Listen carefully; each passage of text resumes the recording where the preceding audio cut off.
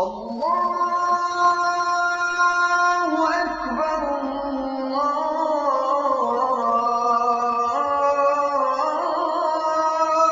أكبر. Welcome back to the show. Now we will proceed to our next session, which is a little discussion we will have on the topic of peace in Islam with Brother Shabir Ali. Brother Shabir, these days the media portrays Islam in a very negative manner. We hear of bombings all across the world, from suicide bombings to snipers on the loose, just going out and killing people on random. At this point, can Islam really claim to be a religion of peace? Well, I think we need to understand the events in their proper perspective. The snipers, of course, have never had anything to do with Islam, but people have committed other violent acts in the name of the religion of Islam. And it needs to be clarified to the public that, in fact, these acts do not really have anything to do with Islam. These are acts perpetrated for political purposes, and the name of Islam is dragged in order to give legitimacy to what is done.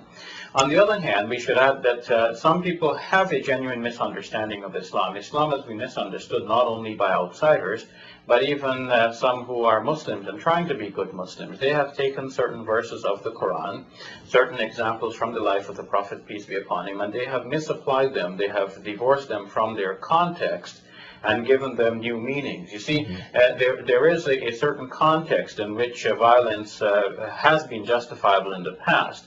But life has evolved such that in modern times we have come to appreciate nonviolence. We have come to see that there are ways of resolving conflicts without resorting to violence. And since that is the wisdom that God has given us, Muslims and non-Muslims alike, Muslims should be the first ones to grab hold of that guidance and appreciate the good God who gave us that guidance and appreciate the use of nonviolence in solving our disputes and conflicts.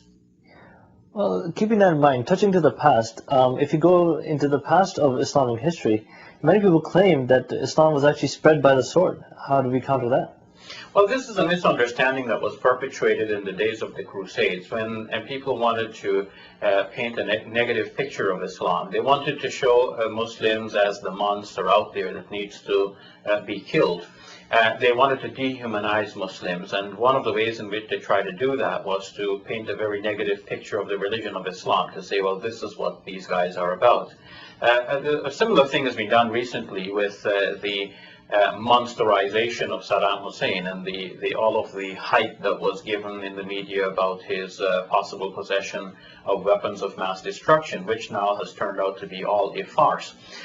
So you have to paint the enemy as something that is very gross, that is subhuman, so that you can legitimize your efforts at conquering them, at subjugating them, even decimating them as a population.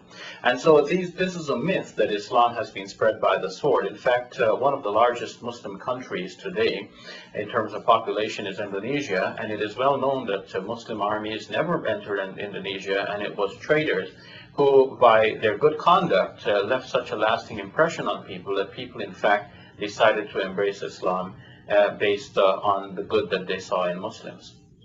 Well, it is also true that Islam spread quite rapidly in its early days. It went all the way up to Europe.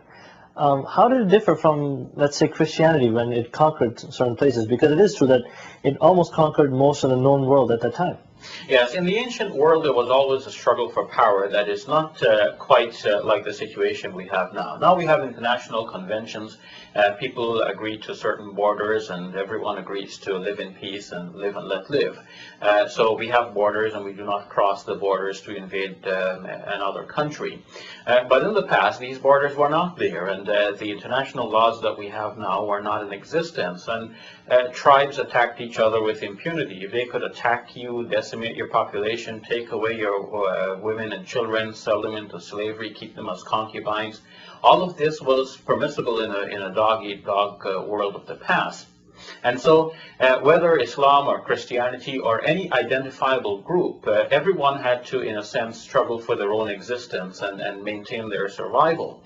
So the Muslim nation had to advance, and not only to gain power, but also to preserve what they had. And in a similar way, Christian Rome advanced and gained power and was helped by the